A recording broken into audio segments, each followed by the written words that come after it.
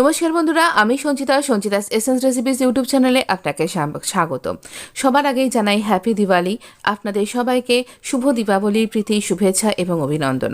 আজকে Diwali special orange rice, তার সাথে অরেঞ্জ বড়িন। তো এই রুই কমলা রেসিপি আপনাদের খুব ভালো লেগেছিল, সেই অনুযায়ী আমি আজকে বানিয়েছি আমার এই থালি রেসিপি। দেখুন কত সুন্দর, এখানে কোনো আলাদা করে ফুড কালার আমি কোনো রেসিপিতেই ব্যবহার করিনি, অথচ কি সুন্দর এই অরেঞ্জ কালার কিন্তু পুরো খিলে এসছে। ভীষণ সুন্দর, এত ঝরঝরে রাইস আর সুন্দর একটা টেস্টি রেসিপি। চলুন আমরা দেখে নেব এই কম্বো রেসিপিটা। অরেঞ্জ রাইসের সাথে এই অরেঞ্জ পনির রেসিপি শুধুমাত্র দীপাবলি কেন, আপনি সরস্বতী পুজোতেও কিন্তু মাকে নিবেদন করতে পারবেন, খুব চটজলদি হয়ে যাবে। প্রথমে দেখব অরেঞ্জ পনিরের রেসিপি। আমরা কড়াইতে দিচ্ছি এখানে 1.5 চামচ মতন তেল দিলাম আমি। তো দেবার পর আমি এখানে হোমমেড পনির, আপনারা তো জানি আমি পনিরটা সবসময়তেই বাড়িতেই বানিয়ে ব্যবহার করে থাকি। তো আমরা এখানে পনিরটাকে এরকম ছোট ছোট টুকরো করে কেটে নিয়েছি, আর এটা আমরা একটু ভেজে নেব। এই পনিরটা একটু ভেজে নিলে পারে আরও বেশি টেস্টি এবং খুব সুন্দর খেতে লাগবে।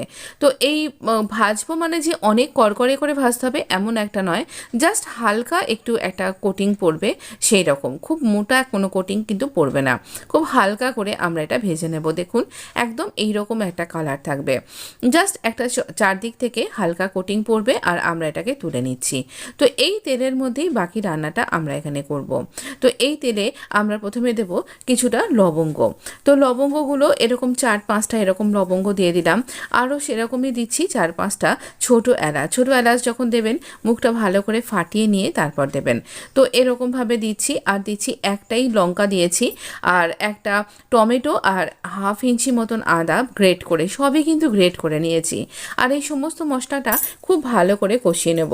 এই রেসিপিতে খুব বেশি কিছু মশলার ব্যবহার হয় না, খুব সামান্য মশলা লাগে। নুন তো দিতেই হবে, স্বাদ অনুযায়ী নুন দিলাম, আর পরিমাণ মতন হলুদ দেব। তো এই নুন হলুদের সাথেও খুব ভালো করে আমরা একটু কষিয়ে নেব। যেহেতু কমলা লেবু দেব আমরা এখানে, দেখুন এখানে সামান্য একটুখানি জিরের গুঁড়ো দেবেন। এই ছোট্ট চামচেরও 1/2 চামচ আমি দিলাম।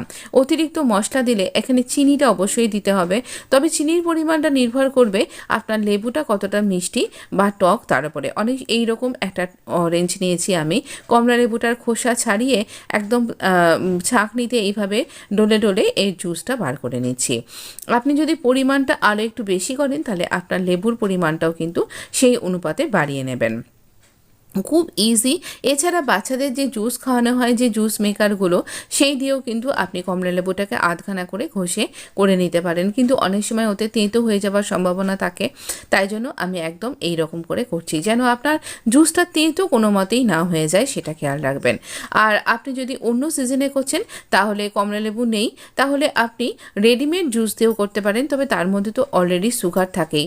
তো এবার দেখুন এখানে আমরা পনিরগুলো দিয়ে খুব ভালো করে পনিরের সাথে কোট করে দেব মশলাটাকে। দেবার পরে আমরা সামান্য একটুখানি জল দেব, যাতে পনিরটার মধ্যে সমস্ত মশলাগুলো অ্যাবজর্ব হতে পারে। জল খুব একটা বেশি দেবেন না, এইখানে খুব বেশি গ্রেভি এরকমটা করব না, যেহেতু আমি এখানে পোলাও বানাচ্ছি। তো সেই জন্য আমরা এখানে কিন্তু রাইসের সাথে খাবো বলে এইরকম একটু মাখো মাখো থাকবে। এবারে দিয়ে দেব আমরা এই অরেঞ্জ জুসটা দেওয়ার পরই দেখবেন একটা অপূর্ব সুন্দর কালার এসে। যদি আপনি ওই কমলা রুইটা যদি করে থাকেন তাহলেই আপনি টের পেয়েছেন। আমি একটু জুম করে দিলাম আপনার দেখবার বা বোঝার সুবিধার জন্য। এই সময় আমরা বেশি নাড়াচাড়া করব না, পনির যেন আমাদের ভেঙে না যায়। দেখুন একটু ফুটে উঠলেই ঝোলটা একটু এরকম ঘন হয়ে যাবে, তো রান্না কিন্তু রেডি।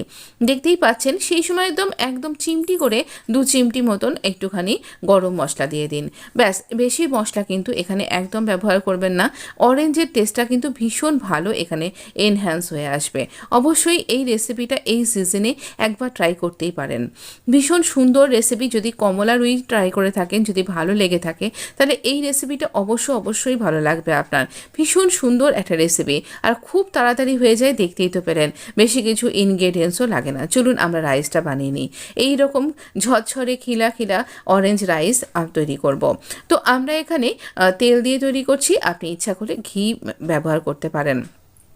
আমরা 2 চামচ তেলে এখানে না বেশি করে ড্রাই ফ্রুট লাগবে। আমি প্রথমে কাজু বাদাম আর আমন্ড বাদামকে ভালো করে ভেজে নিচ্ছি।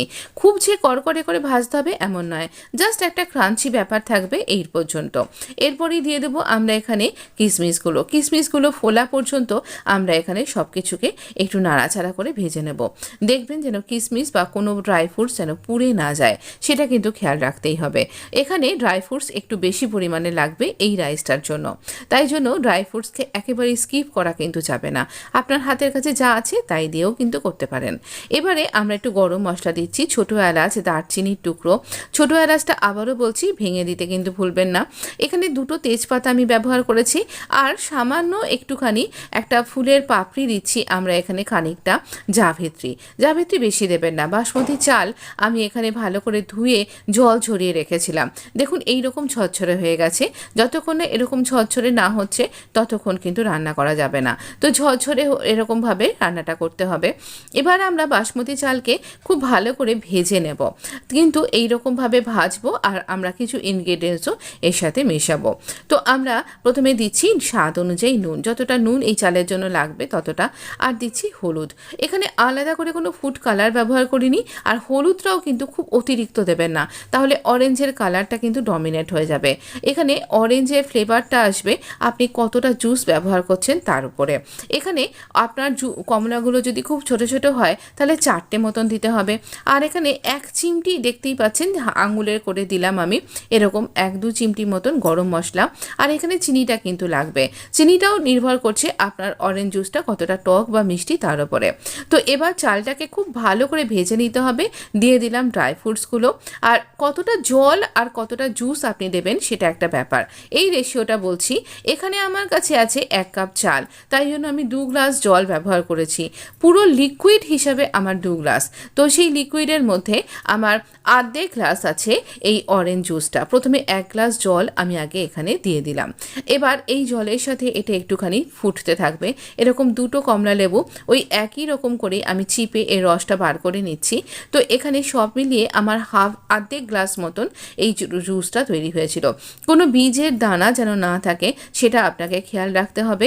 খুব ভালো করে চিপে নেবেন, আর এই সাদা অংশটা যেন না যায়, মানে সাদা যে ভেতরের যে অংশটা থাকে না সেটা খুব তেঁতো হয়, তাই এটা একদমই যেন না যায় সেটা খেয়াল রাখবেন। আর যে সুতো মতন অংশগুলো থাকে সেটাও আগে থেকে ছাড়িয়ে নিয়ে কিন্তু জুসটা করবেন, তাহলে জুস একদম তেঁতো হবার কোনো সম্ভাবনা থাকবে না। এবার ভালো করে চিপে নিন, আপনার জুস কিন্তু রেডি। আবারও বলছি, যদি অরেঞ্জ ফ্লেভারটা একটু বেশি করে পেতে চান তাহলে পারে 1 গ্লাস জল আর 1 গ্লাস অরেঞ্জ জুস এরকম ব্যবহার করুন, কিন্তু তাহলে পারে রাইসটা বেশি টক হয়ে যাওয়ার সম্ভাবনা, তাই আমি আধা গ্লাস দিয়েছি। এতে করে কালার তো খুবই ভালো এসেছিল, টেস্টও খুব ভালো এসেছিল, ভীষণ সুন্দর হালকা একটা অরেঞ্জের ফ্লেভার আসছিল, আর ভীষণ টেস্টি খেতে হয়েছিল। আপনিও এভাবে করতে পারেন, ভীষণ ভালো লাগবে। অনেকেই অরেঞ্জকে খুব বেশি যদি পছন্দ করে থাকেন তাহলে ওই যে বললাম 1 গ্লাস অরেঞ্জ জুস আর 1 গ্লাস কিন্তু জল দিতে হবে। দেখছেন কি সুন্দর কালার আর কি ঝরঝরে হয়েছে। চলুন আপনাকে পরিবেশন করে দিই। এখানে অরেঞ্জ রাইসটা আপনি কিন্তু বসন্ত পঞ্চমীতেও কিন্তু মাকে নিবেদন করতে পারেন, মা সরস্বতীকে। আপনি ভোগের থালি তৈরি করছেন সেই সময়তেও কিন্তু মাকে এই অরেঞ্জ রাইসটা নিবেদন করতে পারেন। যেমন এই দিওয়ালিতে আপনি কিন্তু ঠাকুরকে নিবেদন করতে পারেন বা নিজেই সেলিব্রেট করতে পারেন এই অরেঞ্জ রাইসটা। ভীষণ সুন্দর লাগবে অরেঞ্জ রাইস, আর এই অরেঞ্জ পোলাওয়ের সাথে অরেঞ্জ পনিরটা কিন্তু দুর্দান্ত লাগবে। আর যদি আপনি আমিষ খেতে চাইছেন, পুজোয় নয় এমনি সেলিব্রেট করছেন, তাহলে অবশ্য করেই কিন্তু রুই কমলা খেতে ভুলবেন না। তো আমি একদম উইদাউট অনিয়ন গার্লিক আপনার জন্য নিবেদন করছি আজকে দিওয়ালি স্পেশাল একটা থালি হিসাবে এই রকম অরেঞ্জ পনির। দুর্দান্ত কালার এসছে, কিন্তু আপনি দেখুন আমি কোনো এক্সট্রা ফুড কালার সত্যি ব্যবহার করিনি, তো যে কারণে এই কালারটা কিন্তু পুরোপুরি অরেঞ্জের সাথে এসছে এইরকমভাবে। ভীষণ সুন্দর লাগছে আর সত্যি খেতে খুব ভালো হয়েছিল। আপনি যদি আমার কথা একটুও বিশ্বাস করে থাকেন তাহলে অবশ্য করেই কিন্তু এই রেসিপিটা ট্রাই করতেই হবে। ট্রাই করে আমাকে লিখে জানাতে ভুলবেন না আপনার কীরকম লাগলো। যদি ভালো লেগে থাকে তাহলে অবশ্য করেই আমার ভিডিওটাতে লাইক দিতে ভুলবেন না। আর আপনার এই রকম প্রত্যেক দিনের জন্য বা বারবার এরকম ভিডিও পাওয়ার জন্য আমার চ্যানেলটা সাবস্ক্রাইব করে পাশে থাকা নোটিফিকেশানটাও অন করতে ভুলবেন না। Once again